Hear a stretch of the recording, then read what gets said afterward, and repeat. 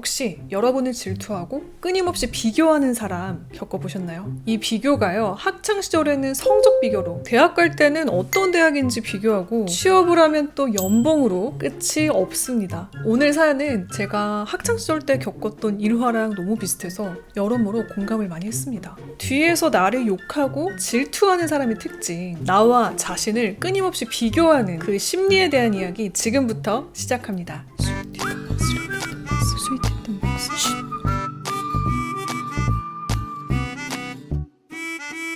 스윗 뒷담 박스. 안녕하세요. 저는 이제 막 20살이 된 대학교 새내기입니다. 제 성적에 집착하는 친구 때문에 친구 관계를 정리해야 하나 고민이 되고 화도 나서 사연을 보내게 되었습니다. 12년지기 친구가 있습니다.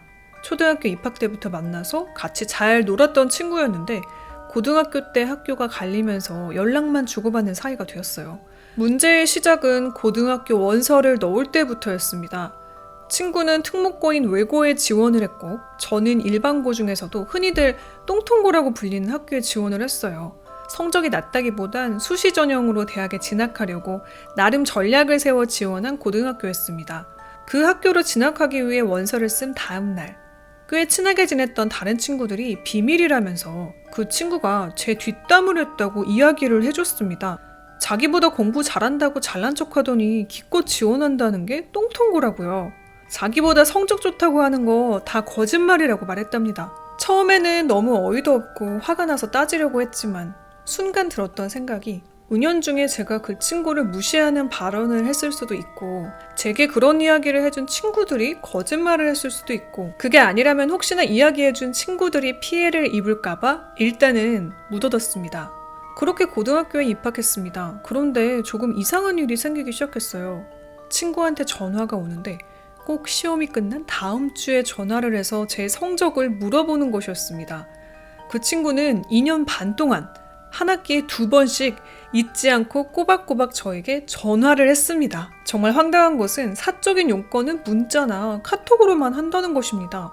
제가 먼저 전화를 하면 이런저런 핑계를 대면서 받지 않고요. 작년 8월 달부터는 저도 자기소개서와 동아리 활동으로 바쁜 시간을 보냈고 그 친구는 수능 준비로 바빠서 연락이 조금 뜸해졌습니다. 그러다가 수능이 끝난 다음 주에 어김없이 전화가 왔습니다. 저는 수시로 대학을 지원한 데다 이미 11월 달 초에 합격 통지를 받아서 수능을 보지 않았습니다. 이를 말하니까 친구가 갑자기 화를 내면서 그러면 내가 네 성적을 알 수가 없잖아! 라고 전화로 소리를 지르는 것이었습니다. 그 상황에서는 너무 심한 충격을 받아서인지 머릿속이 하얘져서 아무 말도 하지 못했습니다. 그리고 그냥 제가 전화를 끊었고요. 그리고 며칠이 지난 뒤 친구는 사과를 했습니다. 자신이 스트레스를 심하게 받아서 그랬다고 하더군요. 저는 그랬구나, 이해해 라고 상황을 넘기고 사과는 받지 않았습니다. 그리고 끝난 줄 알았는데 며칠 전에 문자가 왔습니다. 대학교에서 시험을 보는지에 대한 것과 과제 점수는 잘 받고 있냐는 문자였죠.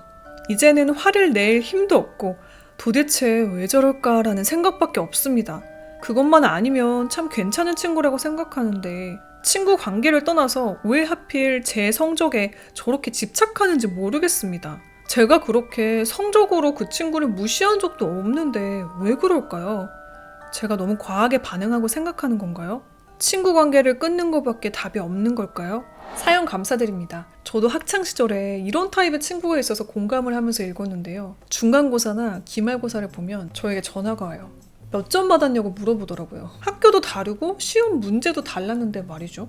제가 직접 겪어보기도 했던 이런 사람의 숨은 심리, 지금부터 똑똑한 뒷담화 시작합니다. 이 친구에게서는 아주 강한 질투심이 보입니다. 제 이전 영상에서 사람이라면 누구나 질투심이 있을 수 있고 또 이런 질투심들을 잘 다루는 이런 방법들에 대해서 이야기를 했었는데요. 이 친구분은 그걸 다루는 방법을 아직은 잘 모르는 듯 합니다. 먼저 사연 속에서 보이는 그 친구의 첫 번째 심리입니다. 남의 불행이 곧 나의 행복.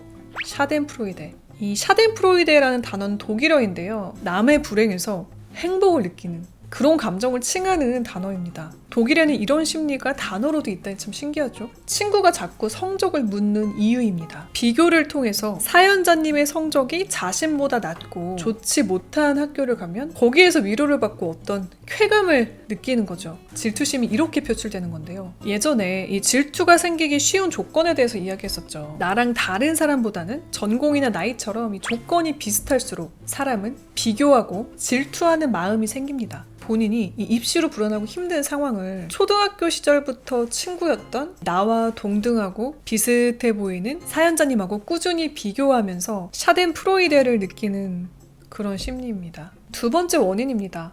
부족한 자신감. 이 샤덴프로이데를 강하게 느끼는 사람들의 심리에는요, 낮은 자신감이 있습니다. 네덜란드 라이덴 대학의 연구팀이 밝힌 결과에 의하면 자신감이 낮은 학생일수록 성적이 높은 학생을 위협적으로 받아들이며 아주 강한 샤덴프로이데를 느낀다고 하는데요. 남의 불행을 보며 자신의 기분을 달래는 심리인데 자존감이나 자신감이 낮은 사람일수록 이런 성향이 강합니다. 나에게 관심이 집중되어 있다면 남과 비교가 덜 하겠죠. 자신감뿐 아니라 자존감도 낮을 수 있습니다. 자기 자신을 사랑하고 존중한다면 남에게서 그 해결책을 찾지 않을 텐데 말이에요. 자신감이나 이 자존감이 낮은 원인은 환경에서도 찾을 수가 있는데요. 부모가 아이들을 끊임없이 비교하거나 자존감을 떨어뜨리는 경우도 있습니다.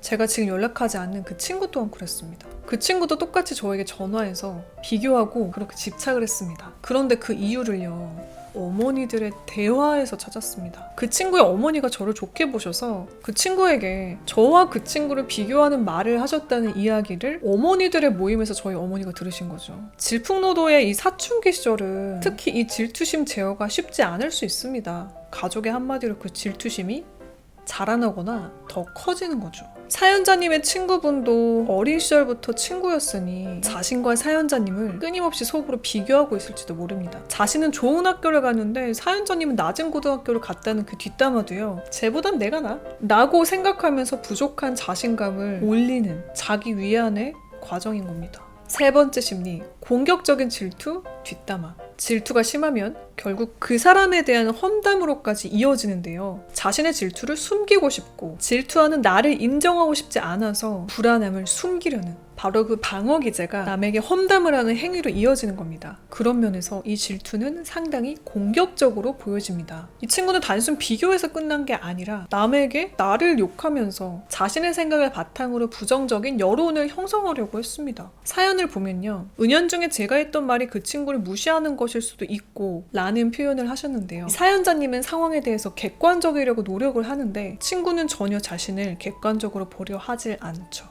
단순 질투에서 끝나는 게 아니라 남에게 험담까지 하는 행동은 자칫 내가 무리해서 소외가 되거나 안 좋은 여론을 형성할 수 있다는 점에서 나에게 직접적인 해가 될 수 있는 거죠. 그런 면에서 이런 뒷담화는 공격성을 가진 질투인 겁니다. 혼자 생각만 할 때보다 여러 명이 공감해주면 이런 상황들이 더 객관적인 것처럼 보이잖아요. 남에게 뒷담화를 하면서 공감대를 형성하고 그 이야기를 들어주는 친구들을 보면서 자신의 질투심을 합리화하는 거죠. 내 험담을 했던 사람, 또 다른 이야기로 나를 뒤에서 공격할 수 있으니 주의가 필요합니다. 네 번째 대처법입니다. 그럼 이 친구와는 어떻게 해야 될까요?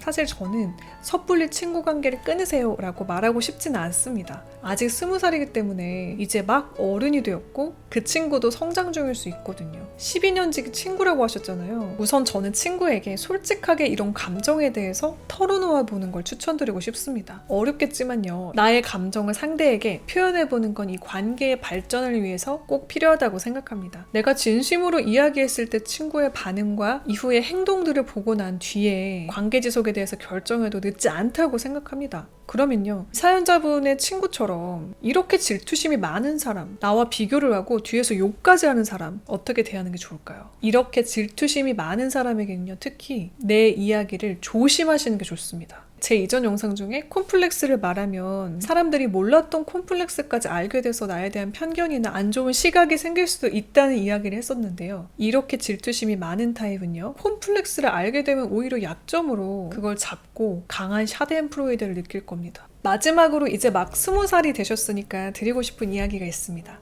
앞으로 10년 뒤에는 이 친구들이 나의 성향에 따라 많이 바뀌어 있을 거예요. 어떤 사람이 나와 맞고 좋은 관계가 되는지, 아니면 나랑 달라서 처음부터 쉽지는 않았지만 그럼에도 불구하고 지키고 싶은 관계가 있는지, 사람을 만나면서 이걸 고민해 보시는 걸 추천드리고 싶습니다. 나에게 좋은 사람은 또 따로 있으니까요. 그리고 좋은 관계들을 지키기 위해 쉽지 않은 이 어려운 대화들도 조금씩 해보는 것도 소중한 인연들을 이어갈 수 있게 해주는 값진 경험이 됩니다. 오늘의 이야기들이 도움이 되셨길 바라며 더 좋은 의견이 있다면 댓글로 달아주세요. 함께 고민해보는 이 발전적인 시간이 될 듯합니다. 지금까지 스위트 땀박스 히렌츠였습니다. 오늘도 채널 고정해주신 분들 최고길만 걸으세요. 안녕. 뿅.